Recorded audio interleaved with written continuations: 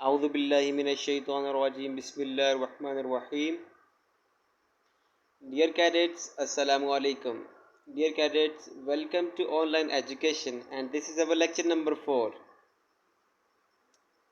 इससे पहले हम लोग जो 3 लेक्चर्स के अंदर पढ़ चुके हैं, ठीक है। आज जो हमारा कंसर्न है वो प्रीफिक्सेस से रिलेटेड है। प्रीफिक्सेस क्या होते हैं?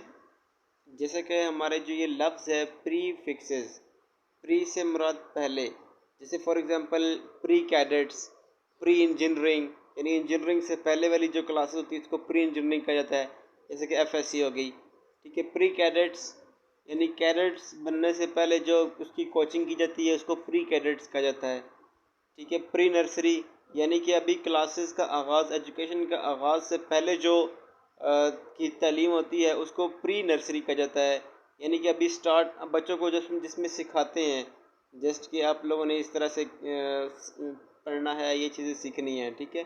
तो प्री फिक्सेस यानी पहले कोई किसी भी चीज़ को फिक्स कर देना। अब हम इसकी डेफिनेशन की तरफ चलते हैं। तो prefixes are the preceding factor, यानी ये एक ऐसा फैक्टर है जो कि पहले आता है, use to represent very small and very large physical quantities. बहुत बड़ी बड़ी फिजिकल क्वांटिटीज़ या बहुत छोटी छोटी फिजिकल क्वांटिटीज़ को आसानी से एक्सप्रेस करने के लिए हम लोग इस प्रीफिक्सेस का इस्तेमाल करते हैं, ठीक है। एग्जाम्पल के तौर पे उसने बता दी गया कि 20 किलोमीटर। अब ये जो किलो है, किलो का के है, ये प्रीफिक्स है, और एम जो है वो इसका यूनिट है, यानी डिस्टेंस का यूनिट जो है वो मीटर है। हमने इससे पहले स्टैंडर्ड ऐसा यूनिट्स के अंदर ये चीज़ देखी थी कि हर एक चीज़ की हमने, हर एक फिजिकल क्वांटिटीज़ के हमने कुछ ना कुछ यूनिट्स डिस्क्राइब कर दिए थे जो कि स्टैंडर्ड यूनिट थे। अब जैसे डिस्टेंस का यूनिट क्या है, स्टैंडर्ड तो हमारे पास मीटर है, लेकिन अब ये किलोमीटर आ गया, ये स्टैंडर्ड तो नहीं है। के जो है बेसिकली ये प्रीफिक्स कहला रहा है। मीटर से पहले जो के आ रहा है ये प्रीफिक्स कहला रहा है, ठीक है। चलिए हम आगे हम देखते हैं इस चीज़ को। कुछ हमने अब इसका प्रीफिक्सेस देखने हैं और इसके साथ में उनका सिंबल्स भी देखने हैं और मल्टीपल्स भी देखने हैं, इनके मल्टीपल्स क्या क्या हैं, ठीक है। जैसे कि इसने यहाँ पे बता दिया गया है कि हेक्सा, पीटा, टेरा, गीगा, मेगा, किलो, हेक्टो, डीका, ये जैसे बता दी गई हैं। और इसके साथ में इसके मल्टीपल्स जो हैं, हेक्सा का मल्टीपल क्या है, 10⁻18। ये आपको इसी तरह से एज इट इज़ याद करने हैं। पीटा का क्या होता है, सिंबल इसका पी है, लेकिन इसका प्री मल्टीपल क्या है, 10⁻15, यानी 10⁻15 जहाँ पर भी लिखा होगा आप उसको कह सकते हैं कि ये पीटा है, या पीटा जहाँ पर लिखा होगा तो आप ये कह सकते हैं कि 10⁻15 इसकी वैल्यू है, ठीक है। टेरा इसी तरह से 10⁻12 हो तो वो टेरा कहलाता है, 10⁻9 तो वो गीगा कहलाता है, ये 10⁻6 तो वो मेगा, 10⁻3 तो वो किलो, 10⁻2 तो वो हेक्टो, इसी तरह से 10⁻1 तो वो डेका। अब ये तो सारी पॉजिटिव वैल्यूज़ थी। अगर हमारे पास 10⁻ में कोई वैल्यूज़ नेगेटिव में आ जाए तो फिर उसको कैसे लिखेंगे, उसके लिए प्रीफिक्स क्या होगा और उसका सिंबल क्या होगा, तो हम देखते हैं। सपोज जैसे कि अभी हम लोग 10⁻−18 आ चुका है, वहाँ +18 था तो हमने उसको हेक्सा लिखा था उसका प्रीफिक्स।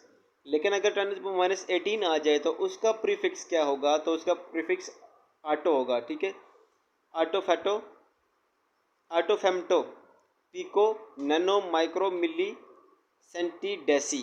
अब ये सारे के सारे उसके प्रीफिक्सेस बता दी गए और उसी के साथ में उसके सिंबल्स बता दी गए, यानी कि आटो को हम किससे डोनेट करेंगे, ए से, फेमटो को किससे डोनेट करेंगे, एफ से, पिको को किससे, पी से, नैनो को एम से, माइक्रो को म्यू से, ठीक है, मिली को एम से, सेंटी को सी से, और डेसी को डी से। इसी तरह से अब आटो जो होगा उसकी वैल्यू क्या कहलाएगी, 10⁻−18। फेमटो की क्या कहलाएगी, 15 इसी तरह से पिको की क्या कहलाएगी, 10⁻12। नैनो की 10⁻9। तो ये जितनी भी वैल्यूज़ आपने जैसे कि आपको नज़र आ रही हैं स्क्रीन के ऊपर, ये सारी की सारी आपको एज इट इज़ याद करनी है। ये आपको कहाँ पे यूज़ करना पड़ेगा, ये जब आप न्यूमेरिकल्स कर रहे होंगे तो उसमें ये मैक्सिमम इसका यूज़ होगा, इस्तेमाल होगा। तो तब अगर ये आपको वैल्यूज़ आती होंगी, या MCQs के अंदर डेफिनेटली इसको यूज़ किया जाता है, वो पूछ लेते हैं कि बाज़-औक़ात कि पिको की वैल्यू क्या है, नैनो की वैल्यू क्या है, ठीक है, माइक्रो की वैल्यू क्या है, गीगा क्या होता है, मेगा की वैल्यू क्या होती है। तो इस तरह वो MCQs की फॉर्म में भी पूछ सकते हैं और वो न्यूमेरिकल्स की फॉर्म में भी पूछ सकते हैं, ठीक है। तो ये आपको एज इट इज़ याद करने हैं। अच्छा, अगर अब मैंने तो क्या तो दिया कि ये आपने याद करने हैं, तो क्या इसको याद करने के लिए आपके पास कोई ट्रिक होनी चाहिए, या तो एक दो दफ़ा आप पढ़ेंगे इसको तो ये आपको इजीली याद हो जाएगी। लेकिन अगर आपको इस तरह से याद नहीं होता है तो आप एक तरीका यूज़ कर लें जिसमें मैंने आपको दो ट्रिक्स बतानी है, जिसमें पॉजिटिव वैल्यूज़ की भी और नेगेटिव वैल्यूज़ की भी, वो आपको आसानी से याद हो जाएंगी, ठीक है। अब जैसे कि ये नेगेटिव वैल्यूज़ का है, तो इसके लिए आपने क्या करना है, DC मन पफ़ा, ये एक लफ्ज़ है, DC मन पफ़ा। DC, ये जो पहले दो लफ्ज़ हैं इनको एक साथ पढ़ लेना है, और जो नेक्स्ट तीन हैं मन, MUN मन, पफ़ा, पफ़ा को तीन एक साथ पढ़ लेना है, DC मन पफ़ा। तो ये ऊपर से नीचे देखें तो D for DC, C for centi, M for milli. सिर्फ U जो है ना, U जो कि माइक्रो का सिंबल जो होता है वो म्यू की तरह होता है, यानी U की तरह होता है, तो इसलिए इसको मैंने U को माइक्रो से डोनेट कर दिया है, ठीक है। तो आगे N जो है वो nano, P for pico, F for femto, A for atto. तो देखें ऊपर से नीचे किस तरह से तरतीब चली आ रही है। अब DC जो है वो 10⁻⁻1, सेंटी जो है वो -2, मिली जो है वो -3। बस ये पहले तीन वैल्यूज़ आपको याद करनी है, DC, सेंटी, मिली, 10⁻1, -2, -3। फिर जो नेक्स्ट जितने भी आएंगे वो 3 इसमें हर एक में 3 ऐड करेंगे तो वो नेक्स्ट आता जाएगा। जैसे 3 में 3 ऐड करेंगे तो वो 10⁻6 यानी माइक्रो आ जाएगा। अब माइक्रो में 3 ऐड करेंगे तो वो नैनो बन जाएगा, नैनो में 3 ऐड करेंगे तो वो पिको बन जाएगा, पिको में 3 ऐड करेंगे तो फेमटो, और फेमटो में 3 ऐड करेंगे तो ये आटो बन जाएगा। तो डेफिनेटली आपको सिर्फ और सिर्फ एक लफ्ज़ याद करना है, DC मन पफ़ा, ठीक है। आपने फिर इसको इसी तरह से तरतीब से ऊपर से नीचे की तरफ लिखना है।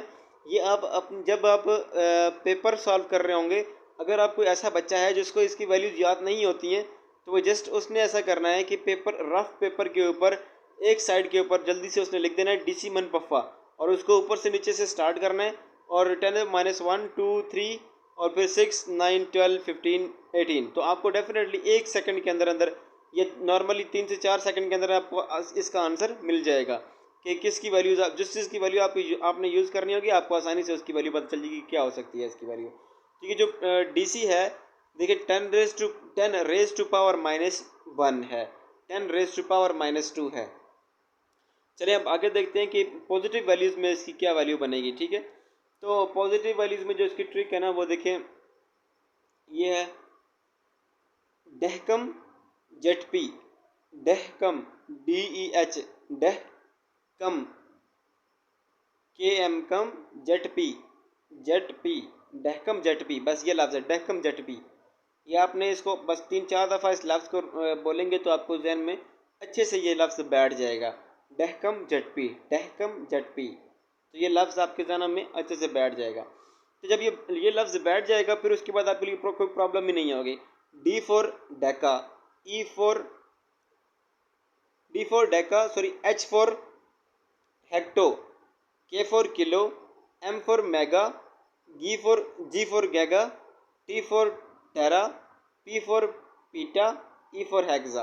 तो ये आपने मतलब डहकम जेटपी, ये जो DEH मैंने लिखा है, आप इसको DH भी लिख सकते हैं, DHKM, तो डहकम जेटपी, ठीक है। तो ये आसानी से आपको ऊपर से नीचे तक वैल्यू देखिए उसी तरह से ही है, सिर्फ बस माइनस की जगह पर प्लस की वैल्यूज अपने कन्वर्ट कर देनी है। ऊपर से 1, 2, 3 के बाद 3 ऐड करें तो 6 में 3 ऐड करें तो 9 में 3 ऐड करें 12, और 12 में 3 ऐड करेंगे तो 15, और उसमें 3 ऐड करने के बाद 18। आपके पास ये जो ट्रिक है, कितने आसानी से आपको प्रीफिक्सेस याद हो जाती हैं, और फिर जब ये प्रीफिक्सेस याद हो जाएं तो इनका इस्तेमाल करना बहुत ही आसान हो जाएगा।